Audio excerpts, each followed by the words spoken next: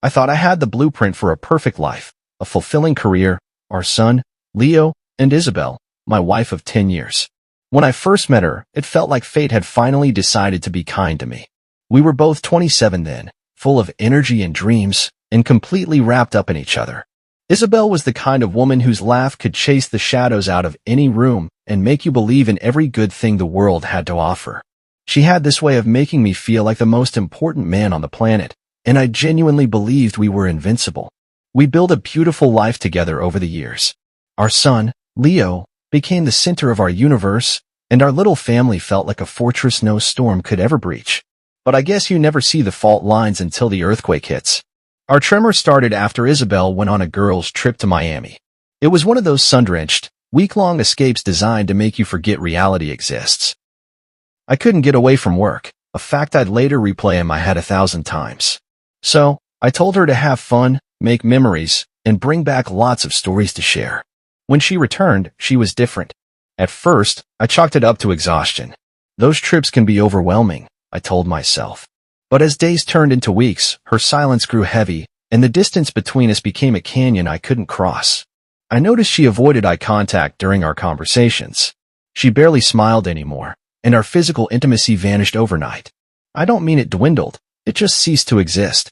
Every attempt I made to connect with her felt like trying to hold on to smoke. The harder I tried, the faster she slipped through my fingers. Then there was the lab report. I found it in her bag while looking for her car keys one day. It wasn't the sort of thing you stumble upon and forget about, an itemized bill for a full panel of STD tests. My mind raced with questions, none of them with comforting answers. Why would she need to take those tests? And why hadn't she told me about it? I wanted to believe there was some explanation that wouldn't shatter my world, but deep down, a gnawing sense of dread told me the truth I didn't want to face. You know, when you've spent over a decade with someone, you think you know them inside out. You think there's no corner of their soul you haven't explored. And then something like this happens, and you realize you've been living with a stranger. I couldn't bring myself to confront her right away. I needed more information, more proof, because if I was wrong and I accused her of something she hadn't done, it would ruin us. But if I was right, well, that would ruin us, too, wouldn't it? So there I was, a man who had always prided himself on being rational and fair, sneaking glances at his wife's phone and second-guessing her every move. I hated myself for it, but what choice did I have? When trust starts to crumble, it doesn't just break, it takes pieces of you along with it. I wanted answers. But more than that, I just wanted the Isabel I knew back, the one who used to laugh with me over bad movies and kiss me like she meant it. I didn't realize it at the time, but the Isabel I knew was already gone. Summoning the courage to confront Isabel wasn't easy. A part of me was still hoping that maybe, just maybe, there was an innocent explanation for everything. The distance, the lab bill, the sudden change in her demeanor. But I couldn't ignore the growing knot in my stomach any longer.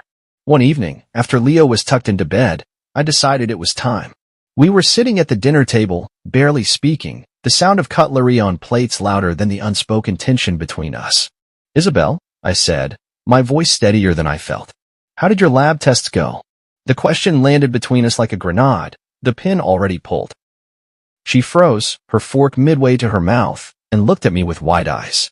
How did you know about that?" she stammered, her voice barely above a whisper.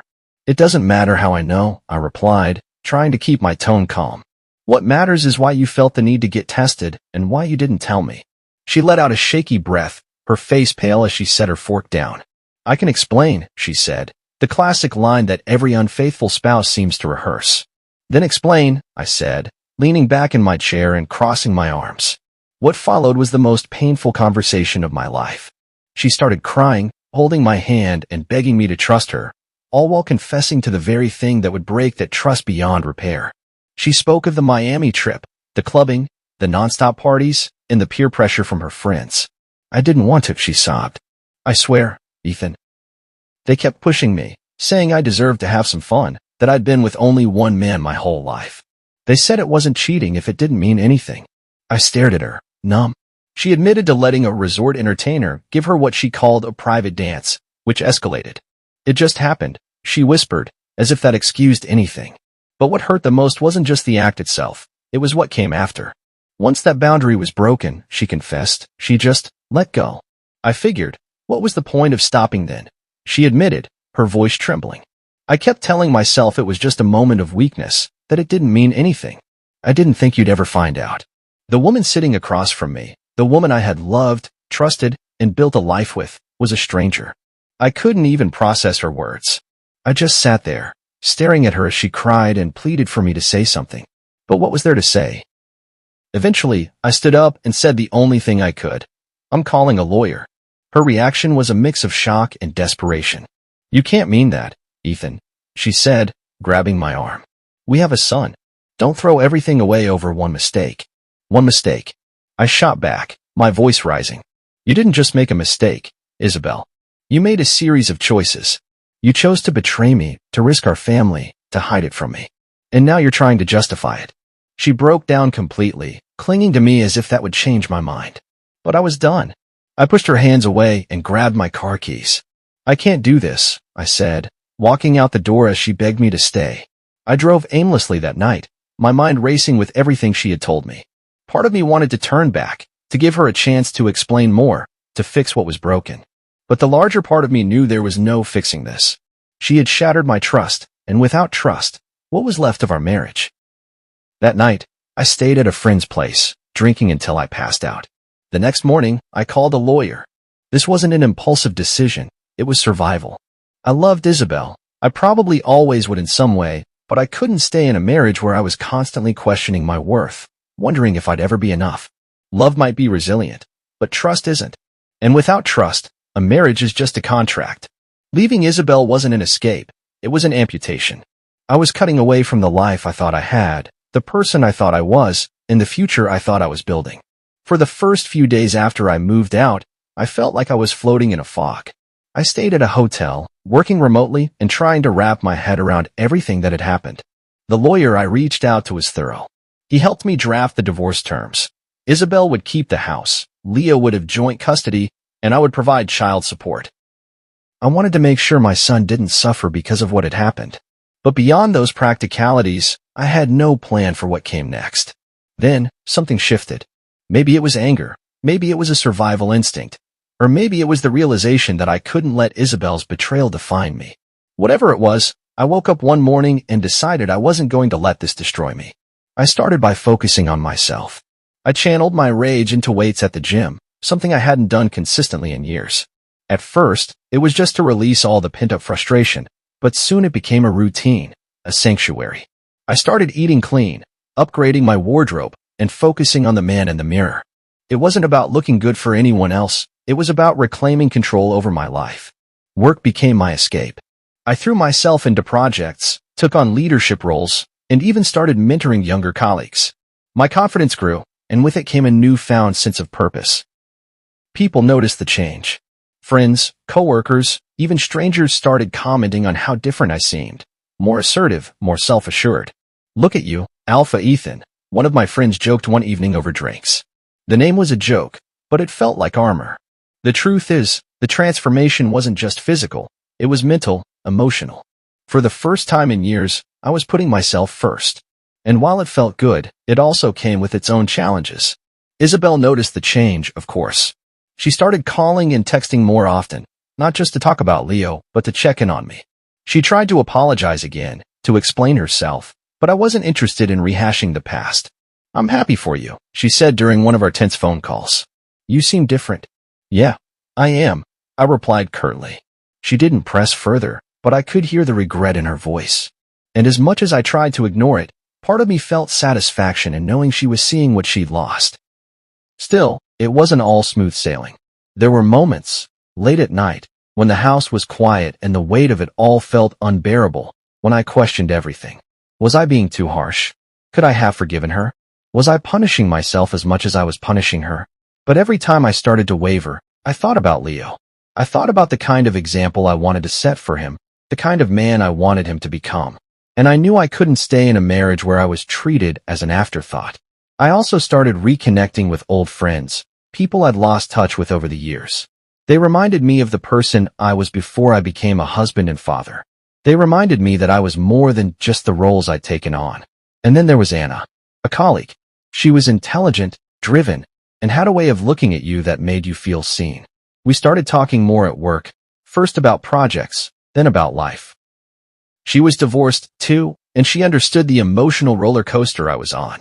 It wasn't romantic, at least not yet, but it was the first time I'd felt a genuine connection with someone outside of Isabel in years.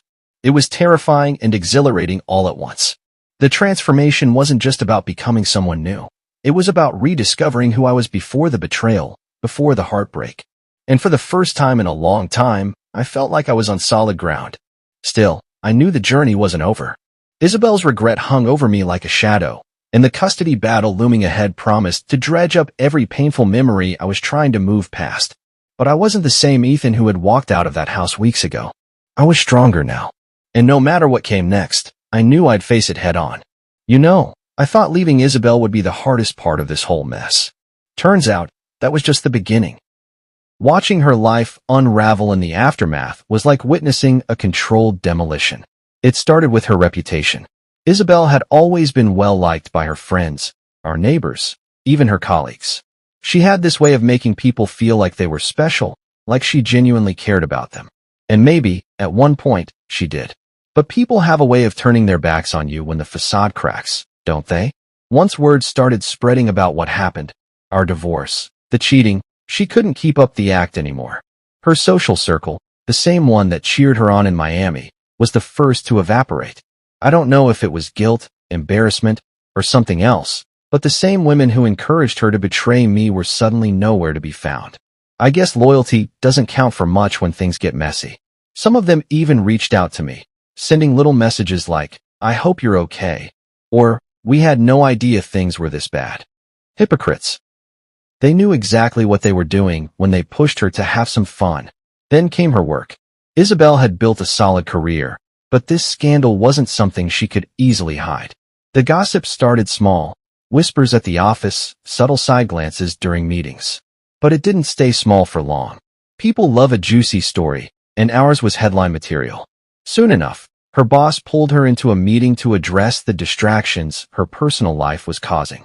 She wasn't fired, not officially, but she was told to take some time off and refocus, a polite way of saying, "We don't want your drama here." Her family, well, they didn't take it well, either. Isabel's parents had always been proud of her. She was their golden child. When they found out what happened, they were livid. Her father barely spoke to her, and her mother, who had always been her biggest cheerleader, was suddenly full of harsh words and icy stares. I should have felt sorry for her, I guess. But I didn't. Not then. And Leo. God, Leo. He was too young to grasp the specifics. But kids have a PhD in sensing emotional turmoil. They pick up on the tension, the cold silences, the way their parents stop looking at each other the same way.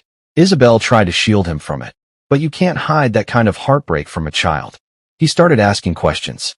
Why isn't Daddy home? Did I do something wrong? I tried my best to reassure him, but every time he asked, it felt like a knife to the chest. Isabel tried to reach out to me during all of this, of course. At first, it was constant calls, texts, voicemails, even showing up at my work. She cried, begged, said she'd do anything to fix things. But I was done. I had nothing left to give her. After a while, her pleas turned into anger. She accused me of abandoning her, of overreacting, of ruining her life, as if she hadn't done all of that herself. The thing is, watching Isabel fall apart didn't bring me the satisfaction I thought it would. I wasn't happy to see her suffer. If anything, it just made me more certain that leaving was the right decision. She wasn't the woman I fell in love with anymore. Maybe she never was. One day, I got a call from her. She sounded different, calmer, almost resigned. "Ethan," she said, "I know I've made mistakes. I know I've hurt you. But I'm trying to change. For Leo. For myself.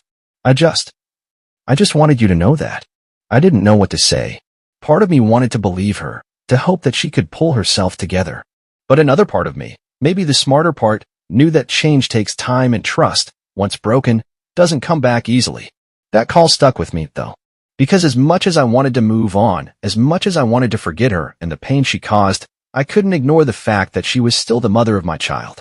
And for Leo's sake, I needed her to be okay. Not for me, but for him. Still, I kept my distance. I wasn't ready to let her back into my life, even as a co-parent. Not yet. Maybe not ever.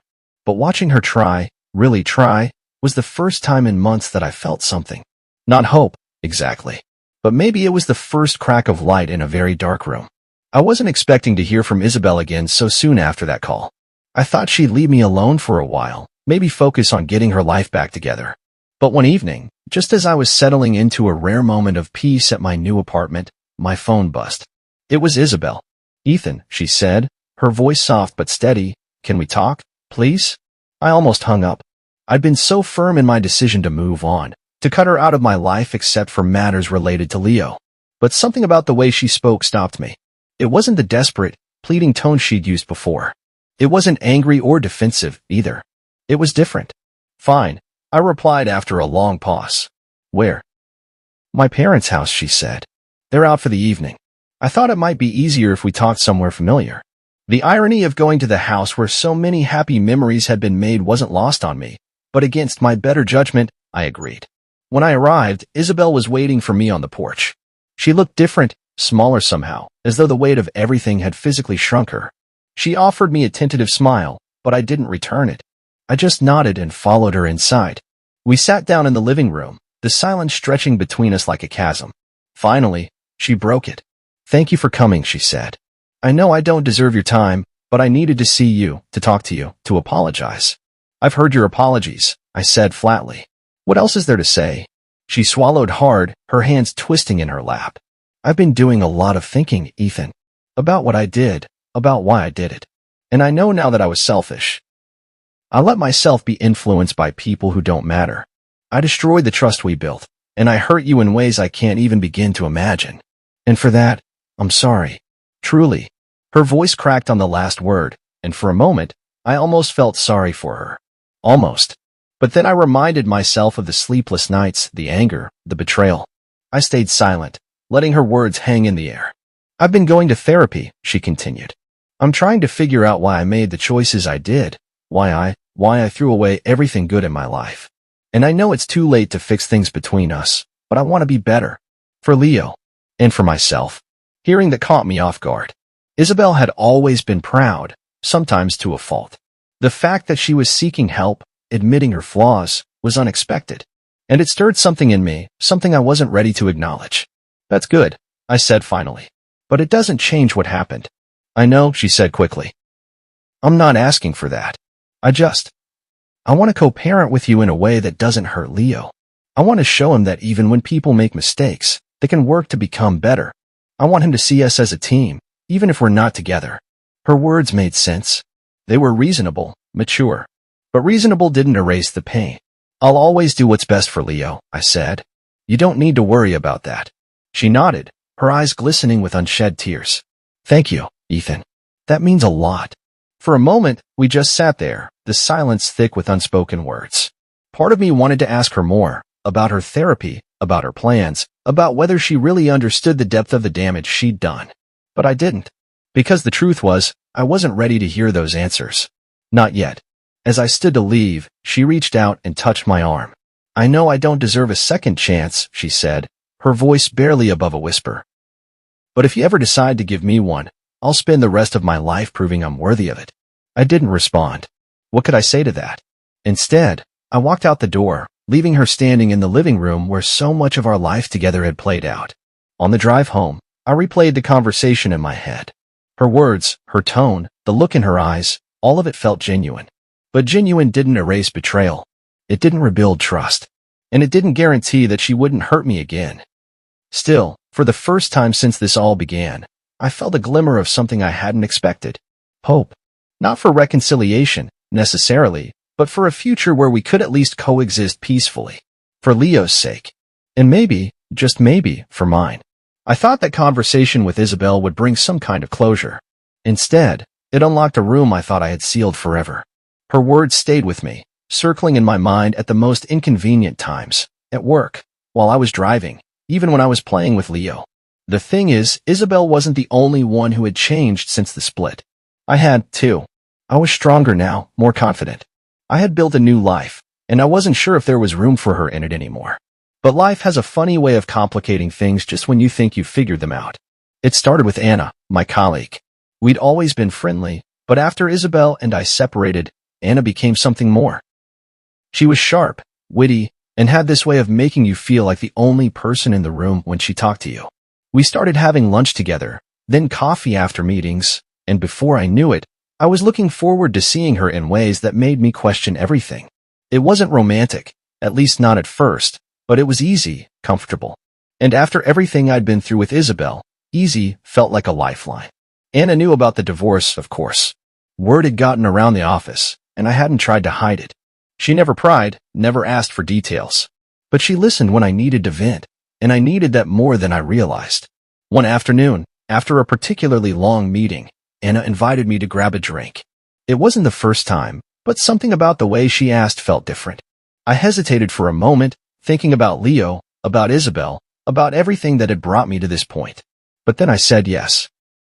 The bar was quiet, the kind of place where you could have a conversation without shouting over the music. We talked about work, about life, about everything and nothing all at once. And for the first time in months, I felt normal. I wasn't the man whose marriage had fallen apart. I wasn't the guy everyone pitied. I was just Ethan, sitting across from a beautiful, intelligent woman who seemed genuinely interested in me. As the evening wore on, I caught myself staring at her, at the way her eyes sparkled when she laughed, at the way she tucked her hair behind her ear when she was thinking. And that's when it hit me. I was moving on. Or at least, I wanted to. But life isn't that simple, is it? Just as things with Anna were starting to feel possible, Isabel reappeared in a way I hadn't expected. She started showing up to Leo's school functions, making an effort to be involved in ways she hadn't before. She was calmer, more present, and she always went out of her way to talk to me when she saw me. At first, I thought it was just about Leo, but then she started asking about me, how I was doing, if I was happy, if I'd thought about what she said during our conversation. "I'm trying, Ethan," she said one day after Leo's soccer game. "I'm really trying to be better. For you. For us." Her words threw me into a tailspin. Anna represented a clean slate, everything Isabel wasn't, uncomplicated, new, and untouched by the baggage of my past. But Isabel was the mother of my child, the woman I'd loved for over a decade. And despite everything, a part of me couldn't let go of the life we'd built together. The next few weeks were a blur of conflicting emotions. Anna and I grew closer, but every time I started to let my guard down, Isabel would call or text, reminding me of the history we shared. I was torn between the possibility of a fresh start and the pull of what once was. I found myself replaying every moment with Isabel in my mind, the good, the bad, the times we laughed until we cried, and the times we fought until we couldn't look at each other. I thought about Leo and what it would mean for him if we got back together. But I also thought about trust and how fragile it was, and how easily it could be broken. One evening, Anna and I were walking to our cars after work when she turned to me and said, "You seem distracted. Is everything okay?" I wanted to tell her the truth, to explain the war going on inside me. But instead, I smiled and said, "Yeah, I'm fine. Just a lot on my mind." She didn't press, but the look in her eyes told me she knew I was lying. And in that moment, I realized I couldn't keep living in limbo. I had to make a choice, between the past and the future, between Isabel and Anna, between what was familiar and what was unknown. But how do you choose between the life you've lost and the life you could have? How do you let go of one without losing yourself in the process? I didn't have the answers yet. All I knew was that the time for standing still was over. Making decisions about Isabel and Anna was hard enough, but the custody battle with Isabel added a new layer of complexity to everything. When it came to Leo, there was no room for compromise in my mind. I wanted what was best for him, and as much as it pained me to admit, I wasn't sure Isabel could provide that stability. I'd always been a hands-on dad, from diaper changes to school drop-offs. I was there. Isabel, though, had always seemed a little more distant.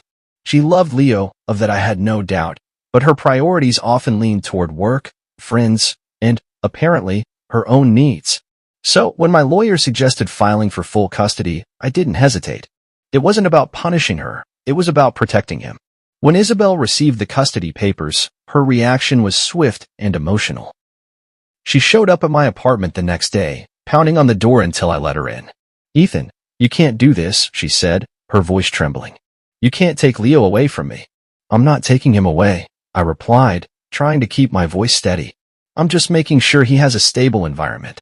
Her eyes filled with tears, but her tone turned sharp. "Stable? Ethan? I've been doing everything I can to prove I'm a good mother. Therapy, showing up for school events, spending more time with him. What more do you want from me?" I didn't know how to answer that. The truth was, I could see she was trying. But trust, once broken, doesn't come back easily. And when it came to Leo, I wasn't willing to take any risks. The court process was grueling. Isabel and I were both required to attend mediation sessions where we laid bare every detail of our parenting styles, schedules, and, inevitably, the fallout from her betrayal. It was humiliating for both of us, but I held firm. Isabel, however, surprised me. She didn't lash out or try to deflect blame.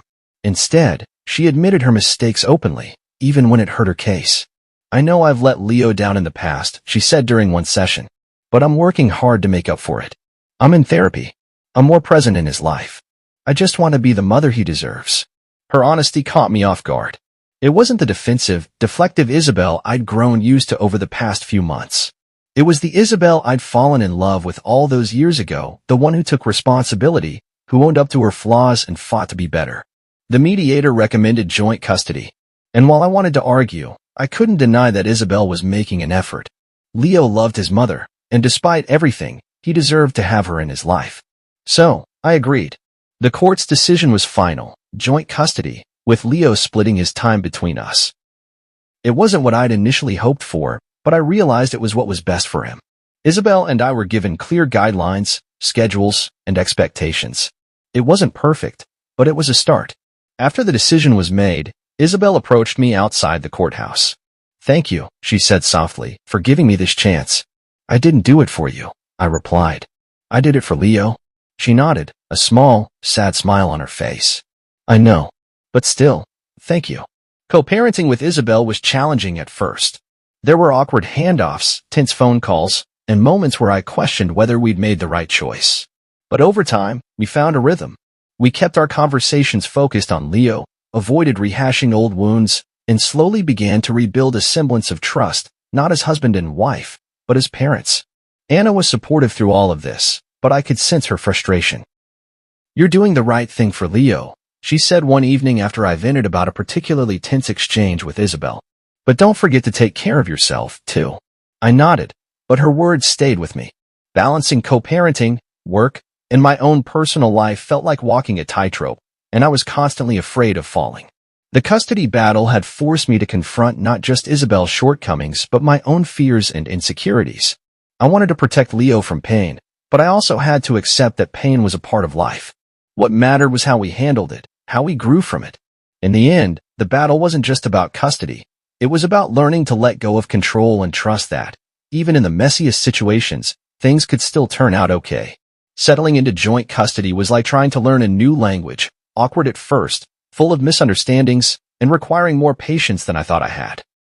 There were moments I wanted to throw in the towel, moments where Isabel's presence felt like an intrusion into the life I was trying to rebuild.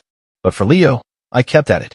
It wasn't easy seeing her at every handoff, every time she showed up at the door with Leo's bag slung over her shoulder, or when I dropped him off at her place. It felt like a wound being reopened. She'd always smile, an apologetic, hesitant smile, and say something like, "Thanks for being flexible with the schedule." And I'd nod, keeping the conversation as brief as possible. But then there were the moments when she seemed different.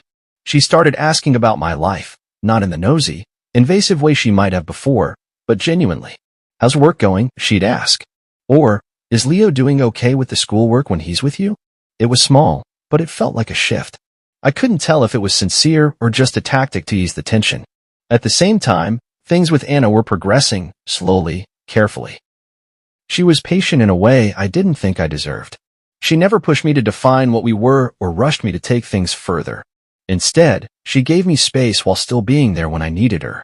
One evening, Anna and I went to dinner at a small Italian place near her apartment. It was cozy, warm, and the kind of atmosphere that made you want to open up.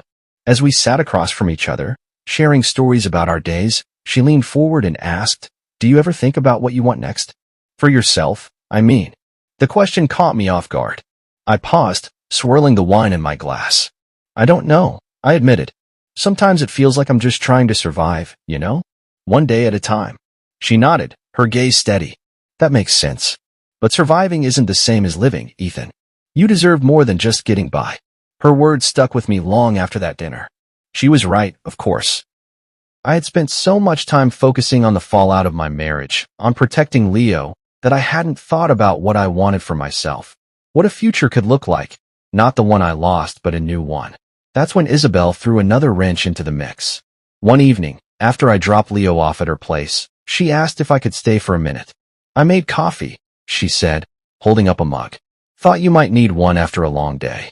I hesitated, torn between the polite thing to do and the boundaries I'd worked so hard to establish. Just one cup, I said finally, stepping inside. We sat in her kitchen, the silence between us surprisingly comfortable. I've been thinking a lot about what you said, she began, staring into her coffee. About trust, about what I destroyed. And I know I can't fix everything, but I want you to know I'm trying. Not just for Leo, for myself. And maybe for us. I didn't respond right away. What could I say? I had spent months trying to move on, trying to piece my life back together. And here she was, asking me to consider something I wasn't sure I could or wanted to. I'm glad you're working on yourself, I said carefully. But Isabel, this isn't just about trying. It's about what's already happened, what can't be undone. She nodded, her eyes glistening with unshed tears. I know. I wanted you to know how I feel. That night, as I drove home, I couldn't stop thinking about her words. She sounded sincere, genuine, and it made everything so much harder. Anna noticed the change in me almost immediately. You seem distracted, she said one evening as we sat on her couch. Is everything okay? I sighed, running a hand through my hair. It's Isabel. She wants to try again. Anna didn't say anything right away. She just looked at me, her expression calm but unreadable. And what do you want? That was the question, wasn't it? What did I want? A part of me missed the life Isabel and I had shared, the family we'd built, the memories we'd made. But another part of me craved the simplicity, the ease of being with Anna. No baggage, no history, just possibility. I don't know, I admitted. I honestly don't know. Anna nodded, her face softening. Take your time, Ethan. Just don't take too long. You deserve to figure out what's best for you. And so, I found myself at a crossroads, torn between two lives, two futures. One was tied to my past, full of pain but also love. The other was new and uncharted, offering hope but no guarantees. For the first time in a long, long time, I didn't know which path to take. The weeks that followed were some of the most emotionally exhausting of my life. Every interaction with Isabel stirred up memories, good ones, bad ones, and everything in between. Every moment with Anna felt like a glimpse into a future that could be simpler, freer, and lighter. And yet, the weight of the past tugged at me like an anchor, refusing to let me fully drift away. I started avoiding both of them, in a way, not intentionally, but because I couldn't handle the pressure of making a decision. With Isabel, every conversation felt like a plea, a reminder of the life we had built together, of the family we had created. She would say things like, "Remember when we took Leo to the beach for the first time? The way he laughed when the waves hit his feet." And I'd nod, feeling a pang of guilt and longing. She wasn't trying to manipulate me, at least not deliberately, but those memories were her way of showing me what we could rebuild. Anna, on the other hand, never pressured me. She gave me space, even when I knew it frustrated her. One night, over dinner at her place, she finally said what I'd been dreading. "Ethan, I care about you. But I need to know if you're really here with me, or if part of you is still with her." I opened my mouth to respond but closed it again. What could I say? That I didn't know? That I was caught between two lives? It's complicated, I finally muttered, knowing how weak it sounded. I get that, Anna said, her tone calm but firm. But life is complicated, Ethan. At some point, you have to decide what you want.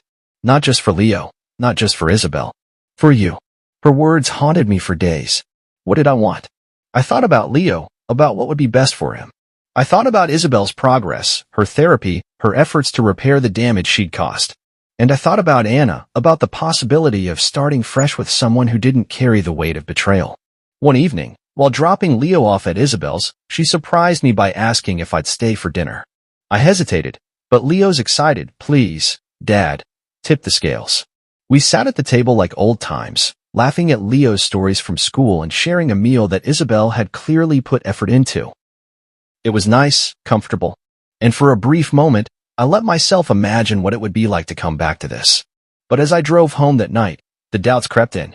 Could I ever truly forgive her? Could I trust her not to hurt me again? And even if I could, was that what I really wanted? Or was I clinging to the idea of a family that no longer existed? The tipping point arrived on an ordinary Saturday, as they so often do. I was sitting in my apartment, staring at a photo of Leo on my desk, when the phone rang. It was Anna. "Ethan," she said, her voice steady but laced with emotion. "I can't do this anymore. I need to know where we stand. If you're not ready, that's fine. But I can't keep waiting for something that might never happen." Her words hit me like a punch to the gut. She wasn't angry. She wasn't accusing me of anything. She was just done waiting. And I couldn't blame her. That night, I did something almost clinical. I took out a legal pad and drew a line down the middle. On one side, I wrote everything Isabel and I had shared, the love, the memories, the life we had built. On the other, I wrote everything Anna represented, the fresh start, the simplicity, the possibility of a life without the baggage of betrayal. And when I finished, I realized something. Both sides were incomplete. No matter which choice I made, I would be giving something up. The next morning, I called Anna. "I've made my decision," I said. She was silent for a moment, and then she said, "Okay." I told her I cared about her deeply, but I wasn't ready to start over with someone new. My heart was still tangled up in my past, and it wouldn't be fair to her to try and move forward when part of me was still looking back. Anna thanked me for my honesty, though I could hear the hurt in her voice. And then, just like that, she was gone. I thought that meant I was choosing Isabel. But when I went to her house later that day, I told her the truth. "I can't come back to you," I said. "I'll always care about you, and I'll always be here for Leo. But I can't be your husband again. Too much has happened. I need to move forward on my own." Her reaction was heartbreakingly quiet. She nodded, tears streaming down her face, and whispered, "I understand." Choosing neither of them wasn't the clean ending a movie would give you. It wasn't victory or defeat. It wasn't neat, and it certainly wasn't satisfying. But it was the only choice that felt right. I needed time to heal, to rebuild, to figure out who I was without being defined by my marriage or a new relationship. And for the first time, I felt that being on my own might just be enough.